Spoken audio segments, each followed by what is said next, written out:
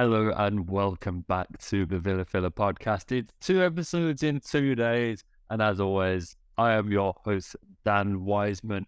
For those of you that haven't watched the last few episodes, my co-host and my very, very good friend Dan Morgan is currently away on holiday, leaving you in my not so capable hands to talk you through all things Aston Villa in his absence. And after we had the review of a huge win against Spurs yesterday, today we're going to be back doing what we do best, baby. It's transfer rumor mill season, and I am here to talk to you guys today about the signing of Giovani Lo Celso from Tottenham Hotspur. That's right, Tottenham Hotspur. Despite how it's felt to me, how it will probably feel to you guys, Giovani Lo Celso currently plays for Villarreal on loan from Spurs. It's a very interesting deal, and it's one that I've chosen to speak about because it really felt like it hotted up today. We had some reports come in from a variety of outlets, both based here in the UK and abroad as well. But when Fabrizio Romano hops on it, you know that things are pretty concrete. And that's exactly how they see. Fabrizio said that we have a concrete interest in Gio Lo Celso and the player would be keen on the move. He's still waiting to understand who's going to be the current Spurs coach, as he would, because, you know, that club's future is still very much up in the air. But he will return from Villarreal this summer. Unai Emery is pushing for the move. It looks quite likely that we could get this one done, but Villa are the only name on the list. And so, as we get towards the summer, you know that these kind of rumours are going to start popping up. We've already seen a few stories. I spoke last week about Marco Asensio. Pau Torres is another one that's been banded about. Ferran Torres as well. But Giovani Lo Celso, I think, is one that, of all the links we've had so far, I think feels the most believable. And that's because Gio's made 86 appearances in his career under Unai Emery, which is more than any other coach he's played for in his career. He played for him not only at Villarreal, but also at PSG as well. Unai was the coach of PSG back in around 2018, and their paths first crossed there. From there, Lo Celso went on to Real Betis, and it's from there that he headed to North London. He joined Spurs on a €32 million deal from Betis all those years ago, and it went quite well for him. So he played quite a bit of football, but slowly over the years, those numbers decreased at Spurs, and that's why he headed out on loan in 2022 to Villarreal. And you can see that in the numbers. So he joins Spurs in 2019-20, makes 27 appearances. It's then 17 the next season, 2020-2021, which is the lockdown year, before just 9 appearances in the league in 2021-22, and then back-to-back loans in 2021-22 and 22-23 at Villarreal, the first season of which was under Unai Emery. And he's this very versatile midfielder, a very hard worker. He can sort of operate as the more forward-thinking player in a midfield three, but Unai also used him as a sort of false nine, playing off with more traditional striker and someone like Joe Moreno or Arnaud Danjuma when he was at Villarreal. And so it's one where we have that sort of tactical versatility, and we've seen a number of players already under Unai adopt different roles in the squad and play different positions on quite a frequent basis. And I think going back to the tried and tested, the players that you can guarantee can get that out of you, I think it makes sense. And that's why I think we've seen this link with Lo Celso really pick up heat in the last 24 hours. He is still under contract at Spurs for another 2 years. His deal doesn't run out until 2025 after he signed for them in 2020.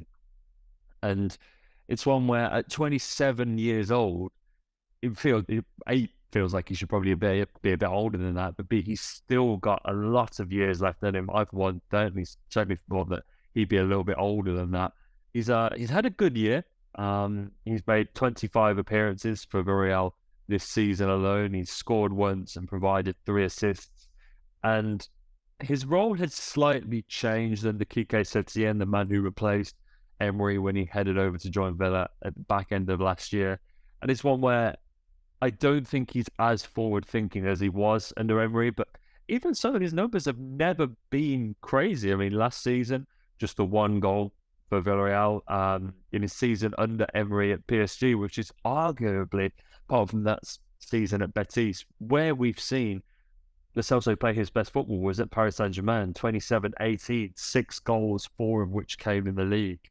He did hit 16 goals in his time at Real Betis, had quite a prolific season there, hit 9 in the league as well as 5 in European competitions. So we know that he's got that goal scoring ability in him, but I think he's one that, regardless of these kind of stats, I don't think you're going to measure a player like Gio Lo Celso on his goal scoring output anyway. The assist totals perhaps maybe more so, but the player is definitely interested in joining up under Unai, and it's no wonder really, because he's this excellent eight. As I said, I think he can fit anywhere in the midfield triangle. And when you think about Unai Emery's narrow system, these players who can allow the fullbacks to push up, really control those midfield areas, can play as an attacking midfielder or as a false nine, sort of, as I said earlier, playing under Ollie. He's very flexible, and I think when you're competing for European football, not only is that important, but if we do end up making it into Europe this season,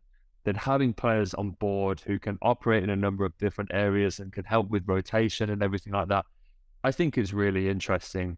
I don't think Spurs will recoup anywhere near all of that 32 million euro that they paid for them.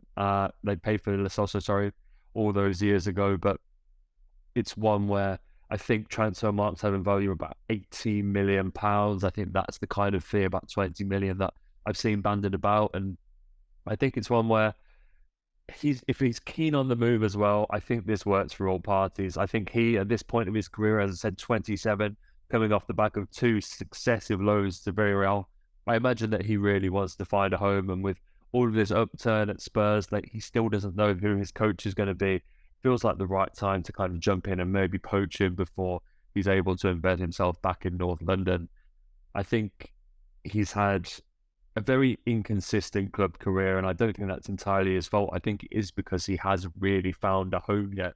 But with Unai Emery, this coach who has trusted him more than any other manager in his career, they can really hopefully recuperate what we saw from him at PSG, but also what he's able to produce for the national team as well. He was part of the squad that went away with Argentina and won the World Cup in Qatar, I believe. No, sorry, yeah, I'm mistaken. He didn't actually go to Qatar, but he did win the Copa America with Argentina in 2021 and the CONMEBOL UEFA Cup of Champions in 2022. So forgive me for that, but as I said, it's that spell at PSG where you're really looking to recapture that form. A league title out of France, 2 Coupe de France, and a single Coupe de la Ligue, and a Trophée des Champions in 2017 and 2018. So for me, I think this makes a lot of sense. I'd really like to see this happen. I think he's a player that has just come back off an injury. That's the only important thing to mention. Got a few minutes off the bench for Villarreal at the weekend. It's a similar sort of injury that actually kept him out of that World Cup squad. He was due to go to Qatar, but a hamstring injury kept him out of there. So it's at no detriment that he didn't win a medal with Emi Martinez and co. But yeah, I think we're starting to build up a nice Argentinian cohort. No doubt someone like Dibu, Emi Puente have got their fingers in this one as well. But yeah, there's a nice Spanish-speaking cohort that's coming up at Villa. And I have to say, I'm a big fan, guys. But I'm wondering if you guys are too. So let me know in the comments what you think about this deal. It's one where we're probably not going to see too much movement. Don't expect this one to be wrapped up anytime soon. But as we head towards the summer, as I've said on previous podcasts, the Villa is the best place to get all of your transfer gossip. The lowdown on each player, we're going to be giving you a bit more than just your tabloid reports. We're going to be going in depth into these players, as I've done with Gio, finding ways in which they'll fit into the Villa side, and ultimately whether we'd action this deal for ourselves. And I have to say, with Lo Celso, guys, I'm a big fan of this one. I'd like to see it happen. Interesting that a lot of these players, as we've got Mathieu Alemany coming across and Unai's history in Spain, a lot of the players we've been linked with so far have been in La Liga, and I don't think that's a coincidence. And as a big fan of the league myself, someone who watches a lot of Spanish football, makes it a little bit easier to do my job as well. So guys, let me know your thoughts on Lo Celso. Let me know how much you'd pay for him, or whether you'd pay for him at all. Like, subscribe, make sure you stick around because, as I said, not only for the final 2 games of the season, but all through the summer, the Villa is the place to be. And when we're back at full strength, when you've got the full cohort, you know this is the best Villa podcast around. So make sure you drop a like, make sure you subscribe. There's a link in our bio as well where you can find TikTok, Instagram content, because we know you guys have busy lives. You haven't necessarily got the time to be sitting around and watching full podcasts. So all the best bits are always clipped up and we post them across our socials. So make sure you go and check that out. I'll be back later on this week, just in a couple of days, probably to preview a massive game at Anfield. So you're going to want to stick around for that too. But in the meantime, guys, stay safe, spread the love, and make sure you have a great week. And I'll see you real soon. The Villa.